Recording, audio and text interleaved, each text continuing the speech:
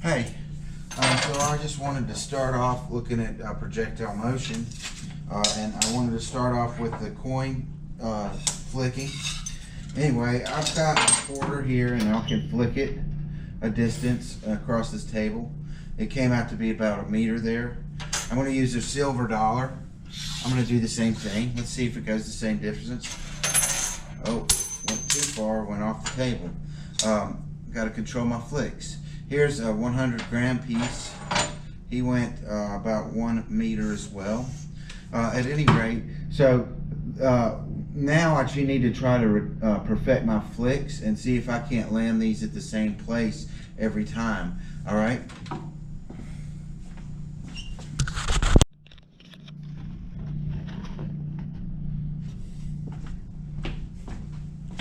Hello.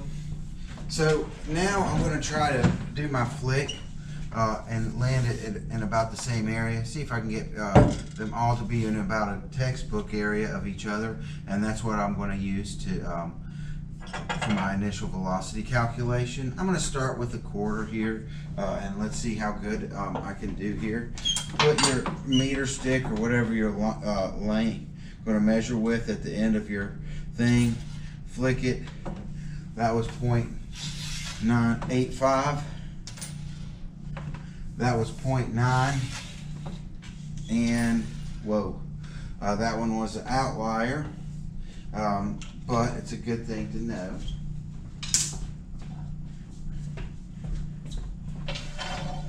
And that one was 1.4. All right, use those to find the initial velocity of your quarter. I'm going to do the same thing, but now I'm going to use a more massive coin. The more massive coin is a silver dollar. At any rate, let's see if I can flick this one. I think that the more massive it is, I'm hoping that it'll give me better stability and perhaps it'll come out more routine. You can see that one was right at 1 meter. That one was a bad flick. 1 meter. I keep hitting something here. Bad flick. 1.03 meters. Oh, and I get carried away at the last one always, but that was 1.6 meters. Now, you'd have access to either one of those coins, so you know, you should be able to do this at home and find it for yourself.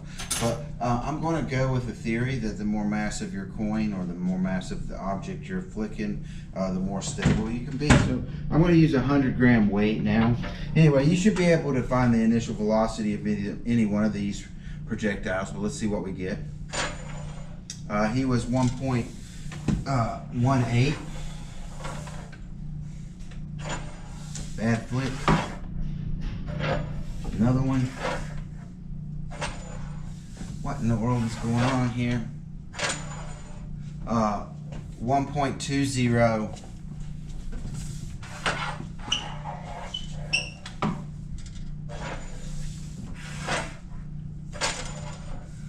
And 1.25. All right, use those to find your initial velocity for your 3 projectiles. Hey, so now I'm actually going to try to launch the projectiles. I'm using these 100-gram masses, and I've got a meter stick on the floor, and if I'm consistent with the way I'm flicking the masses, I should hit that textbook on virtually every shot. So here's the first shot. It's going to come off and it should land at this one. This one I found for the height, I was using about 1 meter per second, and I used for the height that it should go 0.2 meters this way, and it should be 0.73. So if I hit this stick or land on that stick, that's what I'm trying to do. So here we go. Let's see if I can do it. Oh, that was bad. You can see I was really close to the stick, and you can see I hit the book down there. Oh, that time I hit it, didn't I? And one more time, let's just see if I could do the trifecta. Oh, look at that. I did hit it 3 times in a row. You can go ahead and stop there. Okay, so we got lucky at that shot. I'm going to move this out to 0.4. Okay, and of course I can't leave this at the same height. I need to adjust it. And what do I need to adjust it to? I need to adjust it to 0.58, of course. And so we'll adjust the height of it to 0.58, 0.58, 0.53, 0.5, close enough for us. And of course I should be right at 40 centimeters away. Okay, again, I should hopefully hit or land on that thing all 3 times. Let's see how good I am at flicking. Oh, I barely missed it, went right over the top of it. Oh, look at that. And again, I went right over the top of it. You can see that I missed the book on that last shot, and so clearly my initial velocity was not what I had said. It was a little bit faster. That's why I'm missing, isn't it? But anyway, you can see I am clearly in the ballpark. One more try. Okay, so this is our 3rd position. This one is supposed to be happening at 0.3 seconds, so I'll be that way 0.6 meters, so 60 centimeters. You can see I'm on 60 on the bottom. At least I hope I am. Yeah, I am. Okay, and then I'm only 0.34 meters up this time. All right, let's see if I can hit that stick this time.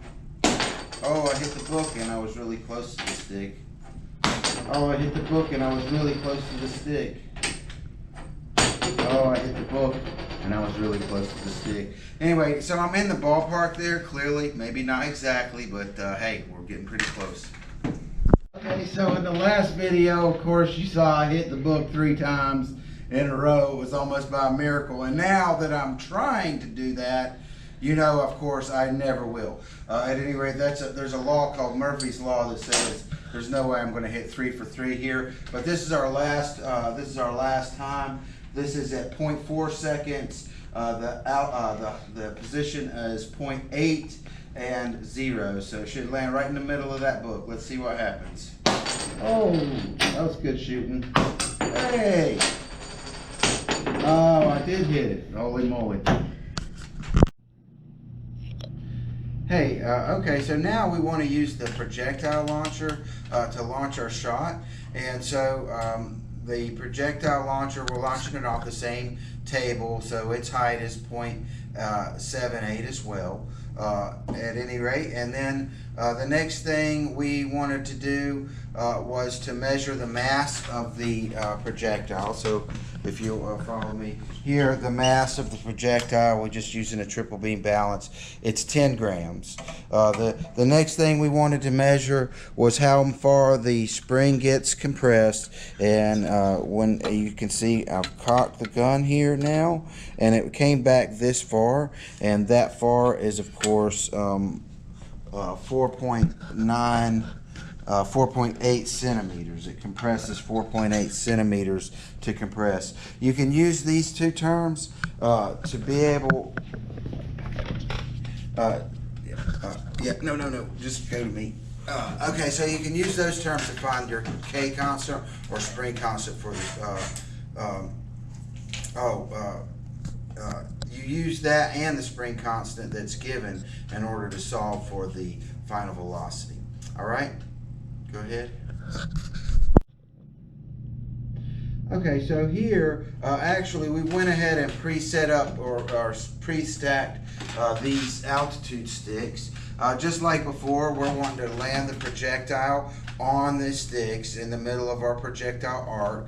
We're going to have to put these at certain intervals in order for us to land on top of the stick, okay? And so that's what we're going to do. At any rate, I'm going to take over shooting, and from here on out, we're going to do 4 shots. The next 4 shots will be projectile motion for the projectile launcher. All right, here we go.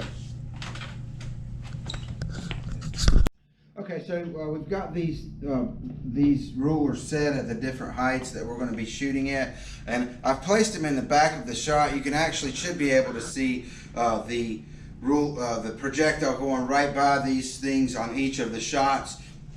we've moved this one forward because we want the projectile to impact this one on the first shot. So let's see how good we did.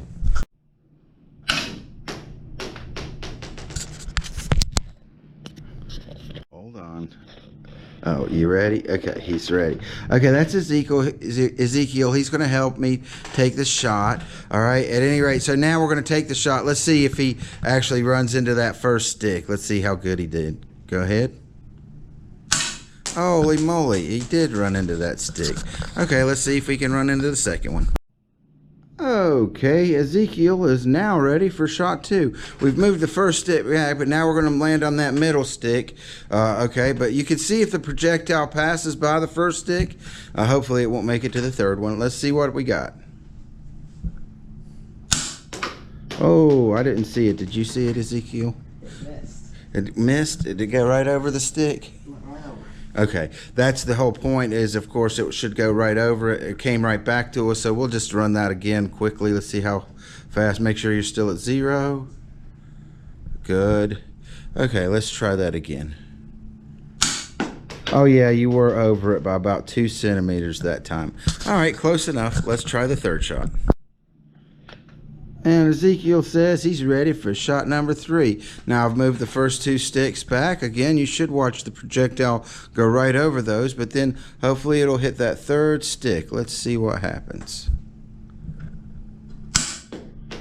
It hit the book, that's all I saw. Do what?